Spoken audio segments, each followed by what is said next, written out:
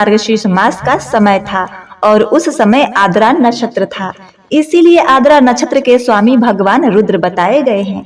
आगे शिव जी कहते हैं कि जो मनुष्य मार्गशीर्ष मास में आद्रा नक्षत्र होने पर पार्वती सहित भगवान शिव जी के दर्शन करता है अथवा उनकी मूर्ति या शिवलिंग का ही दर्शन करता है, वह भगवान शिव जी के लिए कार्तिकेय से भी अधिक प्रिय होता है।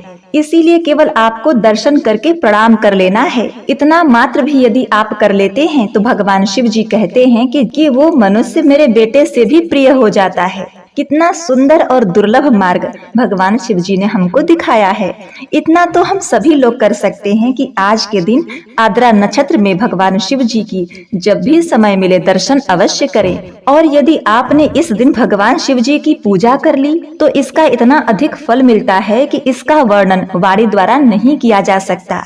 तो शिव जी का पूजन आपको नहीं आता तो एक लोटा मात्र जल भी चढ़ा देंगे तो शिव जी की प्रसन्नता आपको प्राप्त हो जाएगी। और हो सके तो आज पंचमुखी दीपक जलाकर भगवान शिव जी के सामने रखें। और यह आद्रा नक्षत्र आज 9 नवंबर को पूरे दिन है और आज रात्रि के 8:04 तक रहेगा और आज शाम को 4:08 से लेकर शाम के 5:30 तक राहु काल का समय होगा। तो इस दौरान आप कोई भी शुभ कार्य न करें। तो अब आज के महात्म कथा के चौथे अध्याय को सुनने से पहले आइए एक सुंदर सी कहानी का श्रवण करते हैं। अवंतीपुरी यानी उज्जैन में दीनबंधु नाम के एक उत्तम कुल के ब्राह्मण देवता रहते थे। घर में उनकी पत्नी, 2 पुत्र और बड़े पुत्र की पत्नी। इस प्रकार कुल 5 सदस्य थे। पांचों ही धर्मपरायण, भगवान के परम भक्त, विचारशील और तपस्वी थे। दूसरों को सुख पहुंचाने के लिए उनमें से प्रत्येक सदा तत्पर रहता था, कभी कोई कमी नहीं करते थे। भगवान की कथा, हरि कीर्तन, संत सेवा और अतिथि सत्कार पर इन सब का बड़ा प्रेम था। गृहस्थ का प्रधान धर्म है अतिथि सेवा और गृहस्थ के घर से अतिथि कभी निराश होकर लौट जाता है तो वह अपने सब पाप वहीं छोड़ जाता है। इन शास्त्र वाक्यों पर ऐसी इनकी दृढ़ निष्ठा थी। ब्राह्मण देवता के घर में कभी कोई अतिथि खाली हाथ या निराश नहीं लौटता था। अतिथि को मधुर वचन, जल और उपलब्ध सामग्री से संतुष्ट करने में वे सदा तत्पर रहते थे। प्रिय भक्तों, जब कोई भक्त भगवान को पाने के लिए व्याकुल होता है तब भगवान भी तो उसे दर्शन देने को उतने ही उतावले हो उठते हैं। दीनबंधु अपने धर्मपरायण अतिथि सेवा और भक्ति से अब अधिकारी हो गए थे भगवान के दर्शन पाने के। तो भगवान भी उनको कृतार्थ करने के लिए एक सन्यासी के वेश में अवंती पधारे। संयोग से दीनबंधु के बड़े पुत्र को उसी दिन एक बड़े भयानक विषधर सर्प ने काट लिया। सर्प के काटते ही वह गिरा और उसके प्राण चले गए। माता पिता के दुख का कोई पार नहीं रहा। छोटा भाई अलग नेत्रों में आंसू बहा रहा था। पत्नी बेचारी का तो पूरा जीवन ही उजड़ गया था। अब दुखी परिवार को रोने का भी अवकाश नहीं मिला कि इसी समय द्वार पूछकर उन सन्यासी महाराज ने पुकार लगाई, हरिओम हरिओम। दीनबंधु ने बड़ी जल्दी से अपने नेत्र पोंछे और द्वार पर आकर देखा कि एक अद्भुत तेजस्वी वृद्ध सन्यासी खड़े हुए हैं। उनके चरणों में प्रणाम किया। उन संत ने कहा कि हे दीनबंधु, मैं बहुत भूखा हूँ। अब उन सन्यासी महाराज को आसन पर बिठाकर दीनबंधु घर में आकर कहने लगे कि देखो जरा बाहर एक भूखे सन्यासी भिक्षा के लिए बैठे हैं और यहाँ घर में हमारे पुत्र की मृतदेह पड़ी है। अब हम लोग क्या करें? पत्नी, छोटे पुत्र और विधवा पुत्र वधू ने कहा कि मरा प्राणी तो अब लौट नहीं सकता। अतिथि भूखे लौट जाएं, यह तो बड़ा अपराध होगा। इसीलिए पहले अतिथि सत्कार होना चाहिए। मृतदेह का दाह संस्कार तो बाद में करेंगे। अब मृतदेह को एक वस्त्र में लपेटकर उन्होंने एक कमरे में बंद कर दिया। सास बहू ने मिलकर भोजन बनाया। अतिथि को भोजन करने के लिए बुलाया गया। सन्यासी महाराज ने आते ही कहा कि मेरा नियम है कि जिस घर में मैं भोजन करता हूँ उस घर के सभी लोग मेरे साथ ही बैठकर भोजन करें, तभी मैं भोजन करूँगा। अब तुम लोग भी मेरे साथ बैठकर भोजन करो, नहीं तो मैं भोजन नहीं करूँगा। यह बात सुनते ही परिवार के सदस्य सब विचार विमर्श करने लग गए। एक दूसरे का मुंह ताकने लगे कि भला किसी के घर में यदि किसी की मृत्यु हो जाए तो उन्हें भूख प्यास कहाँ से लगती है।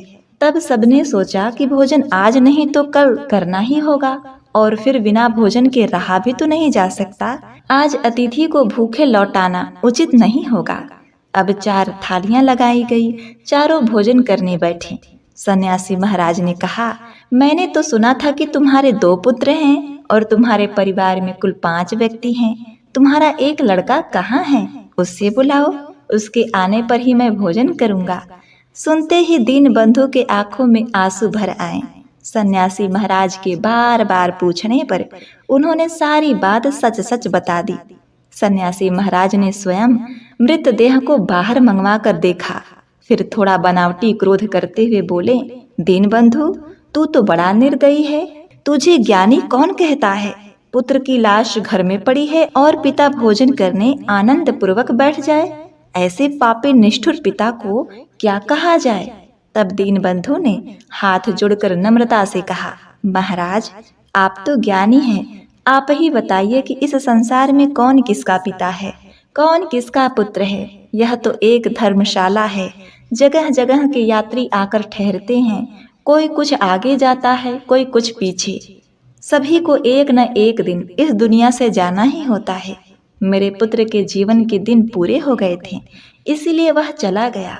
हम लोगों के दिन पूरे होंगे तो हम भी चले जाएंगे।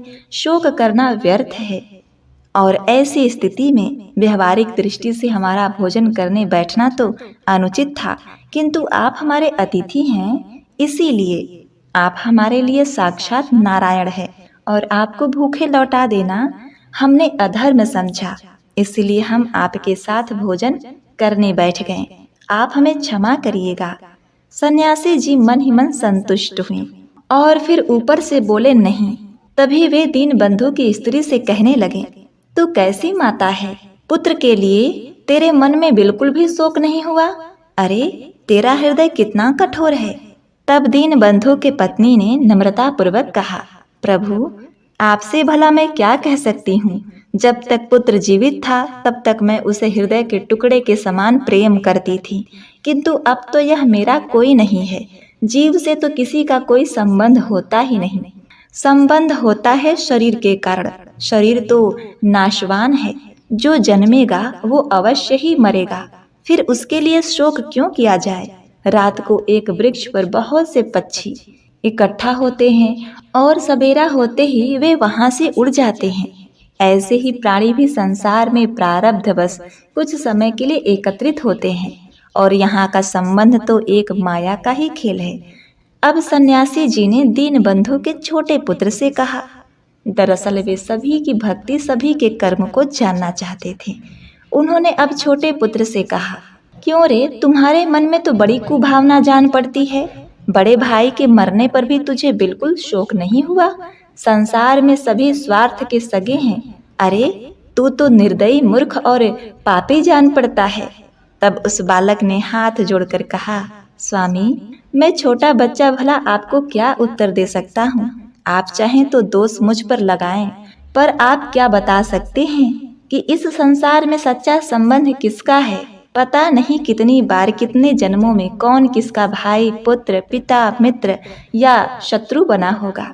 जन्म से पहले किसी का किसी से कोई नाता नहीं होता, तो मरने पर भी कोई नाता नहीं रहता। बीच में थोड़ा सा संबंध जरूर होता है, पर मृत्यु होने पर वह भी समाप्त हो जाता है। यह तो एक बाजार है। सब व्यापारी इस हाट में अपना अपना माल बेचने आए हैं। जिसका माल जब बिक जाता है वह तभी चला जाता है। अब भला इसमें शोक करने की क्या बात है। अब सन्यासी जी ने मृत पुरुष की विधवा स्त्री को पास बुलाकर कहा, बेटी, तेरा बर्ताव तो बहुत सुखदायक है। संसार में स्त्री के लिए एकमात्र पति ही तो सब कुछ होता है। पति बिना नारी के समान दुखी कोई प्राणी नहीं। पति के बिना पत्नी का जीवन निरर्थक है। और तू तो अच्छे वंश की लड़की है, फिर भी तेरा ऐसा आचरण क्यों है। पति की मृत्यु का तुझे बिल्कुल भी शोक नहीं हुआ। छी। उस धर्मपरायण विधवा ने भूमि पर सिर रखकर सन्यासी महाराज को प्रणाम किया और फिर कहा, महात्मा जी, आप ठीक कहते हैं, संसार में पति ही पत्नी का सब कुछ है, किंतु आप बताइए तो सही कि माया में पड़े जीव का सच्चा पति कौन है? उस परम पति परमात्मा को पाने के लिए ही तो स्त्री लौकिक पति को उस जगदीश्वर की मूर्ति मानकर उसकी सेवा पूजा भक्ति करती हैं। जब तक भगवान ने अपने प्रतिनिधित्व रूप पति को मुझे सौंपा था, तब तक उन पति देव की तन मन से सेवा करना मेरा धर्म था। यथा साध्य में अब तक ही करती रही थी। अब परमात्मा ने अपना प्रतिनिधित्व अपने पास बुला लिया, तो अब तो मैं उस सर्वेश्वर की ही साक्षात सेवा करूंगी। प्रतिनिधि के चले जाने पर मुझे भला शोक क्यों करना चाहिए? मुझे तो किसी प्रकार उन प्रभु की सेवा करनी ही है, और यह संसार तो भगवान की नाटक शाला है। जिसे जो स्वांग देकर भेजते हैं उसे वही स्वांग करना पड़ता है, और अपना स्वांग पूरा करके पात्र चले जाते हैं, यानी अपना किरदार निभाकर वे नाटक करता चले जाते हैं। आज मेरे पति देव का स्वांग पूरा हो गया और वे चले गए, और मुझे अब तक सधवा का स्वांग मिला था, अब विधवा का स्वांग मिल गया, तो मुझे वह भी निभाना है। विषय भोग में विरक्त होकर पुरुष संन्यास ले लेते हैं, और विधवा को तो वह स्थिति सहज ही प्राप्त हो जाती है। भगवान ने मुझे भजन करने का यह अवसर दिया है, तो मैं शोक क्यों करूं? लौकिक दृष्टि से मुझे शोक करना चाहिए था, पर जो स्त्री मोहवश अधिक रोती पीटती है, शास्त्र कहता है कि उसके पतियों को परलोक में कष्ट होता है। फिर अगर मैं रोने बैठ जाती तो मेरे पति के पूज्य पिता का अतिथि सेवा धर्म नष्ट हो जाता, इसलिए मुझे शोक करना उचित नहीं जान पड़ा। प्रिय भक्तों, अब सन्यासी महाराज ने देखते ही देखते उस मृत पुरुष के ऊपर बिछाया हुआ कपड़ा हटा दिया, अपने कमंडल से थोड़ा सा जल निकालकर उस पर छिड़का और फिर बोले, बेटा उठो। तो देखते ही देखते मृत देह में जीवन लौट आया, और वह नींद से जागकर अपनी जगह उठकर बैठ गया। अपने सामने सन्यासी को देखकर वह उनके चरणों में लेट गया। सन्यासी का ऐसा प्रभाव देख सब हैरान रह गए, और सब के सब उनके चरणों में गिर पड़े। अब सन्यासी महाराज ने अब उस ब्राह्मण कुमार से कहा, जो अभी अभी जीवित होकर बैठा था, कहा कि आज मैंने स्वार्थ पारंगत नंगा नाच देखा। अरे, तू जिन्हें अपना मानता है, जिनके लिए रात दिन एक करके श्रम करता है, जो तेरी कमाई पर मौज करते हैं, वे तेरे माता पिता भाई और यहाँ तक कि तेरी विवाहिता पत्नी तक को तुझसे बिल्कुल भी प्रेम नहीं है, और तुझे मरा जानकर तेरी मृत देह को उठाकर एक और रख कर सबके सब आनंद से भोजन करने बैठ गए थे। अरे, ऐसे निर्दयी घर में तेरा जन्म होना तो बड़े दुख की बात है। अब की बार सन्यासी महाराज की बात सुनकर ब्राह्मण कुमार हंसते हुए बोला, हे देव, मैं बड़ा भाग्यशाली हूँ जो ऐसे नर नारी मेरे परिवार जन बने और उनकी सेवा का मुझे अवसर मिला। यह तो मेरा बड़ा सौभाग्य है। भगवान ने दया करके ही मुझे ऐसे कुल में जन्म दिया है। साधारण लोग तो अपने स्वजनों से मोह करते हैं, अपने मोह के फंदे में उन्हें फंसा कर रखते हैं। ऐसे माता पिता भला कहाँ मिलते हैं? ऐसी पत्नी, ऐसा भाई कहाँ मिलता है जो पुरुष को मोह में ना डाले? आपकी बात सुनकर अब तो मेरे मन में इन सभी के प्रति श्रद्धा और बढ़ गई है। जैसे गर्मी के दिनों में धूप से व्याकुल पथिक किसी वृक्ष की छाया में थोड़ी देर को जाकर बैठ जाते हैं और आराम करते हैं, ऐसा ही संसार का परस्पर संबंध है। फिर यात्री आराम करने के बाद घंटे 2 घंटे बाद अपने अपने रास्ते चले जाते हैं। वैसे ही जीव को अपने कर्म के अनुसार प्रारब्ध भोग कर अलग हो ही जाना पड़ता है। यही संसार का अटल सत्य और संबंध है। यहाँ कोई किसी के लिए शोक करे, ये तो ज्ञानहीन है। अब सन्यासी महाराज आनंद से प्रफुल्लित होकर बोले, बेटा दीन बंधु, तुम लोगों का निष्कपट व्यवहार, ज्ञान, वैराग्य और अतिथि सेवा प्रेम धन्य है। तुम सभी परम सुख से जीवन व्यतीत कर मोक्ष पद प्राप्त करोगे। तुम सदा भगवान का भजन करते रहना, तुम लोगों को कभी कोई दुख स्पर्श भी नहीं करेगा। अब सब परिवार दीन बंधु सन्यासी जी के चरणों में गिर पड़े। उन सन्यासी जी ने फिर कहा कि मैं कभी तुम लोगों को नहीं भूलूंगा। मैं अपने प्रेमियों के लिए अपने आप तक को बेच देता हूँ। तुम सदा के लिए मेरे भक्त हो जो मेरे हृदय में बसते हो। मैं तुम्हें अब अपना परिचय देता हूँ। तुम अतिथि को नारायण मानकर सदा उनकी सेवा करते थे ना, इसीलिए आज मैं स्वयं नारायण तुम्हारे यहाँ पधारा हूँ। अब तक वे पांचों व्यक्ति जो उन्हें केवल सन्यासी मान रहे थे, उनका अंतिम वाक्य सुनते ही चौंक पड़े। अब उन्होंने क्या देखा कि सन्यासी महाराज की दिव्य मूर्ति अदृश्य हो गई और वे सब के सब व्याकुल होकर पुनः उन दिव्य दर्शन के लिए प्रार्थना करने लगे। भक्तों की प्रार्थना सार्थक हुई। भगवान विष्णु के दिव्य दर्शन करके उन पांचों प्राणियों का उद्धार हो गया। इसीलिए कहते हैं कि भगवान को पाने के लिए बस मन में भाव, मन में भक्ति सच्ची होनी चाहिए। आपको अलग से कोई स्वांग करने की आवश्यकता नहीं रहेगी। आपको गृहस्थ धर्म में रहकर भी भगवान की प्राप्ति हो सकती है। आपको अपने परिवार में रहकर सारी परंपराओं को निभाते हुए भी भगवान की प्राप्ति हो सकती है।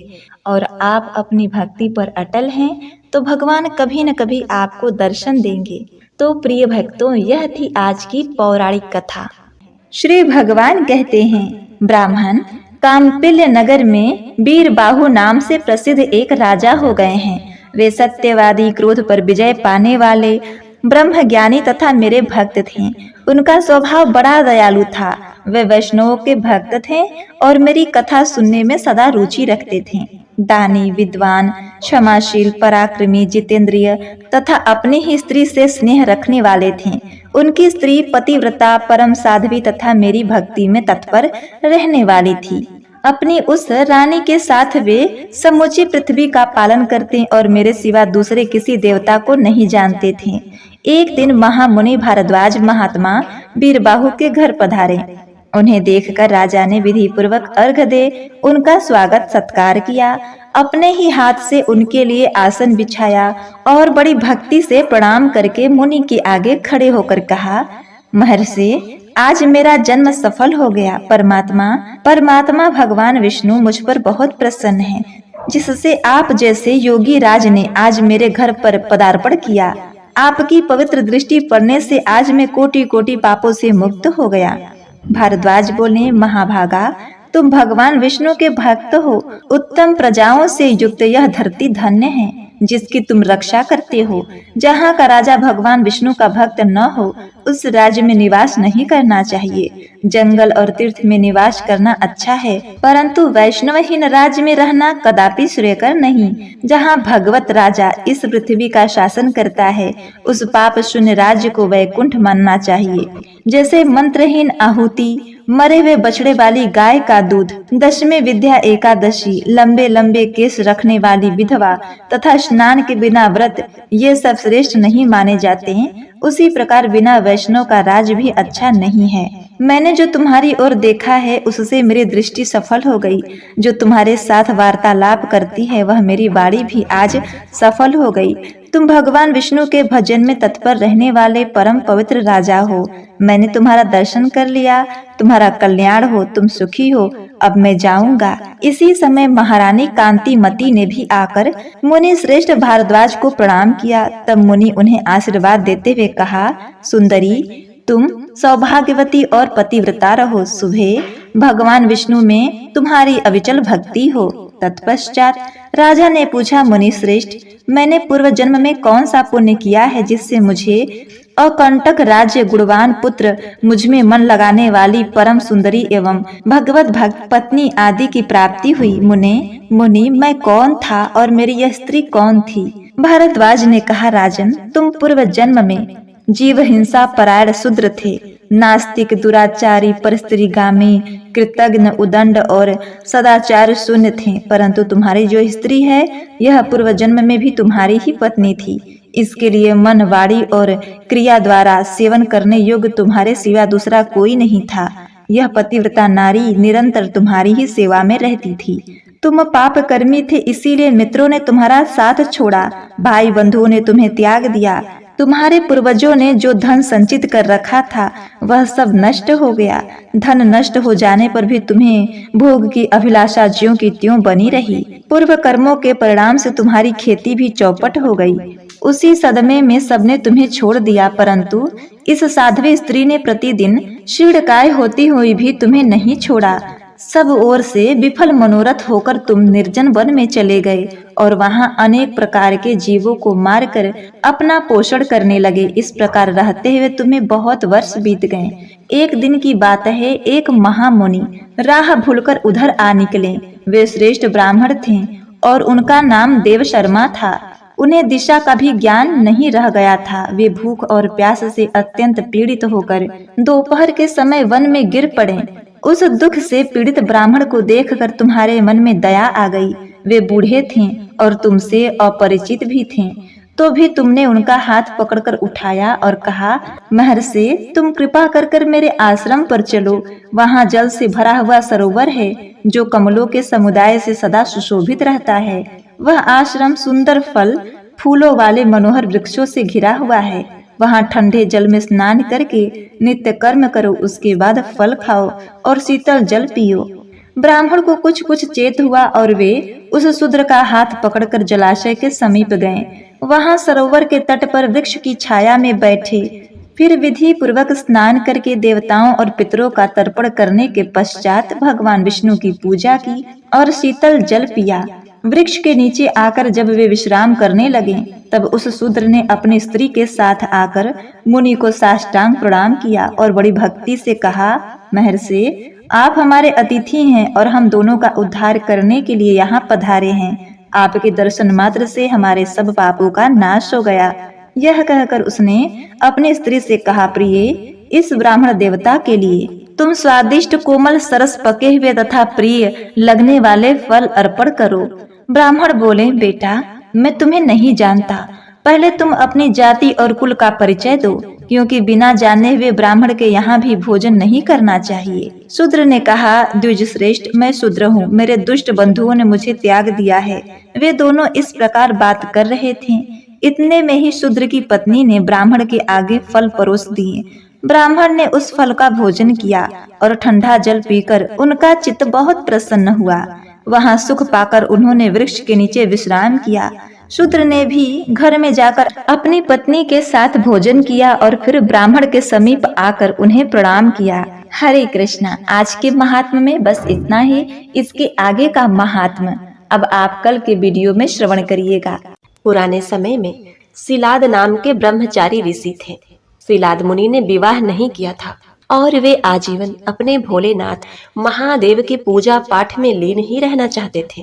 प्रिय भक्तों, सिलाद मुनि के विवाह न करने के कारण उनके पितृ देवता चिंतित रहा करते थे। पितरों की चिंता का कारण यह था कि सिलाद के बाद उनका वंश खत्म हो जाएगा। एक दिन की बात है, पितृ देवता सिलाद मुनि के सामने प्रकट हुए और उन्होंने अपनी ये चिंता बताई। पितरदेव ने कहा, तुम ब्रह्मचारी होगे तो हमारा वंश खत्म हो जाएगा। हमारा वंश आगे बढ़ सके इसके लिए तुम्हें कुछ करना चाहिए, अन्यथा हमें भी तृप्ति नहीं मिलेगी और हमें नीच योनि में भी जाना पड़ेगा। प्रिय भक्तों, पितृ देवता की चिंता सुनकर सिलाद मुनि ने शिव जी को प्रसन्न करने के लिए बहुत बड़ा तप किया। शिव जी मुनि की तपस्या से प्रसन्न हो गए और सिलाद मुनि के सामने शिव जी प्रकट हो गए और भगवान शिव ने सिलाद मुनि से वरदान मांगने को कहा। शिव जी ने सिलाद मुनि से वरदान में एक पुत्र मांगा। अब देखिए, शिव जी ने सिलाद मुनि की इच्छा पूरी होने का वरदान दे दिया और अंतर ध्यान हो गए। कुछ समय बाद एक दिन सिलाद मुनि खेत में हल जोत रहे थे। उस समय उन्हें खेत में एक छोटा बच्चा मिला। सिलाद मुनि ने उस बच्चे को अपना पुत्र मान लिया और उसका नाम रखा नंदी। प्रिय भक्तों, भगवान शिव ने ही यह लीला रची थी। सिलाद मुनि नंदी का पालन पोषण करने लगे। सिलाद मुनि ने नंदी को सभी वेदों का ज्ञान दिया। एक दिन की बात है, सिलाद मुनि के आश्रम में कुछ अन्य संत महात्माएं आए। संतों ने सिलाद मुनि को लंबी उम्र और सुखी जीवन का आशीर्वाद दिया, लेकिन नंदी को कोई आशीर्वाद नहीं दिया। इस बारे में सिलाद मुनि ने संतों से बात की कि हे महात्मा, आपने मुझे भर भर के आशीर्वाद दिया, किंतु यह मेरा नन्हा सा पुत्र, इसको आपने आशीर्वाद क्यों नहीं दिया? क्योंकि इसने आपकी सेवा करने में कोई भी कोताही नहीं की है, आपकी सेवा बड़े ही भक्ति भाव से की है। तो इस अनुसार आपको तो मुझसे भी अधिक इसको आशीर्वाद देना चाहिए। संतों ने बताया कि हे ऋषिवर, आपका पुत्र जो है नंदी, उसकी उम्र ज्यादा नहीं है, ये अल्पायु है। प्रिय भक्तों, संतों की बात सुनकर सिलाद मुनि बहुत दुखी रहने लगे। बहुत तपस्या करने के बाद भगवान शिव शंकर ने उन्हें एक पुत्र दिया था, और वो भी पुत्र अब मृत्यु को प्राप्त होने वाला है। अब देखिए, जब नंदी ने अपने पिता को दुखी देखा तो उन्होंने इस दुख की वजह पूछी। सिलाद मुनि ने नंदी को संतों की बात बता दी। तब नंदी को मालूम हुआ कि वह अल्पायु है, तो उन्होंने अपने पिता से कहा कि आप चिंता न करें पिताश्री, संतों की भविष्यवाणी सच नहीं होगी। अब देखिए, अपने पिता को सदा प्रसन्न रखने के लिए, भगवान शिव को प्रसन्न करने के लिए तपस्या शुरू कर दी। इधर नंदी महाराज तो तपस्या में लीन थे, उधर स्वर्गलोक में महाराज मारुत की पुत्री श्वेसा, जिसके बारे में भविष्यवाणी की गई थी कि इसका विवाह शिव के एक महान भक्त से होगा, जो शिव की बहुत घोर तपस्या कर रहा है। अब यह सुनने के बाद श्वेसा अपने मन में अपने पति का स्मरण करने लगी। ऐसे ही स्मरण करते हुए वे अपने सखियों के साथ वायु मार्ग से विचरण कर रही थी। इसी दौरान नीचे पृथ्वी लोक से ओम नमः शिवाय का जप मंत्र उसे सुनाई दिया। सुयसा ने तुरंत ही अपने विमान को नीचे उतारा और वहां से अपने सखियों सहित उस वन में प्रविष्ट हो गई, जहां से ओम नमः शिवाय मंत्र का जप सुनाई दे रहा था। अब सुयसा उस वन में जब जाती है तो उसे महाराज नंदी के दर्शन होते हैं, जो कि भगवान शिव की तपस्या करने में रत थे और भगवान शिव के लिए घोर तपस्या कर रहे थे। अब नंदी महाराज को देखते ही सुयसा समझ गई कि यही वो शिव भक्त है जो उसके पति बनने वाले हैं। सुयसा ने उन्हें सहर्ष ही प्रणाम किया और उनकी सखियों ने नंदी महाराज को ध्यान से बाहर निकाला और उन्हें प्रणाम करते हुए कहा, हे नंदी महाराज, मेरी सखी सुयसा, जो कि मारुत राज की पुत्री है, इसे आप स्वीकार करिए। प्रिय भक्तों, नंदी को तो भगवान